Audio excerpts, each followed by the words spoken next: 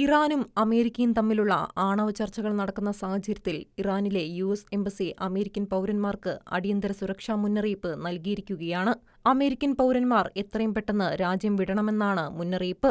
സുരക്ഷാ നടപടികൾ, പൊതുഗതാഗത വിലക്ക്, ഇന്റർനെറ്റ് തടസ്സങ്ങൾ എന്നിവ തുടരുകയാണെന്നും എംബസി മുന്നറിയിപ്പ് നൽകി. മൊബൈൽ, ലാൻഡ് ലൈൻ, ദേശീയ ഇന്റർനെറ്റ് നെറ്റ്വർക്കുകളിലേക്കുള്ള ആക്സസ് എന്നിവ ഇറാൻ അധികൃതർ നിയന്ത്രിക്കുന്നത് തുടരുകയാണ്. പ്രാദേശിക സംഘർഷങ്ങൾ വർദ്ധിക്കുന്നതിനാൽ ചോദ്യം ചെയ്യൽ, തടങ്കലിൽ വയ്ക്കൽ എന്നിവ വർദ്ധിച്ചുവരികയാണ്.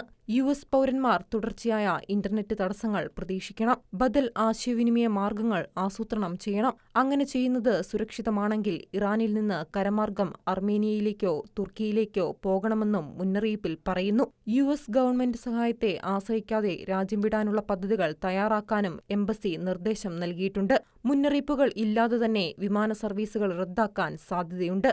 പുറത്തിറങ്ങാൻ കഴിയാത്തവർ സുരക്ഷിതമായ സ്ഥലങ്ങളിൽ അഭയം തേടാനും ഭക്ഷണം, വെള്ളം, മരുന്നുകൾ എന്നിവയുടെ ലഭ്യത നിലനിർത്താനും പ്രകടനങ്ങൾ ഒഴിവാക്കാനും നിശബ്ദത പാലിക്കാനും ജാഗ്രത പാലിക്കാനും ശ്രദ്ധിക്കണം. അപ്ഡേറ്റുകൾ ലഭിക്കുന്നതിനായി സ്മാർട്ട് ട്രാവലർ എൻറോൾമെന്റ് പ്രോഗ്രാമിൽ ചേരാനും എംബസി നിർദ്ദേശിച്ചിട്ടുണ്ട്. യു.എസ്. ഇറാനിയൻ ഇരട്ട പൗരന്മാർക്ക് അപകടസാധ്യത അധികമാണെന്നും മുന്നറിയിപ്പിൽ പറയുന്നു. ഇറാൻ ഇരട്ട പൗരത്വം അംഗീകരിക്കുന്നില്ലെന്നും അത്തരം യാത്രക്കാരെ ഇറാനിയൻ പൗരന്മാരായി മാത്രമേ പരിഗണിക്കുന്നുള്ളൂവെന്നുമാണ് മുന്നറിയിപ്പ്. ഇറാനിൽ ചോദ്യം ചെയ്യൽ, അറസ്റ്റ്, തടങ്കൽ എന്നിവയ്ക്ക് സാധ്യതയുണ്ട്. ഒരു യു.എസ്. പാസ്പോർട്ടോ അമേരിക്കയുമായുള്ള ബന്ധമോ കാണിക്കുന്നതുപോലും ഇറാനിയൻ അധികാരികൾക്ക് ആരെയെങ്കിലും തടങ്കലിൽ വയ്ക്കാൻ മതിയായ കാരണമാകുമെന്നും എംബസി വ്യക്തമാക്കി.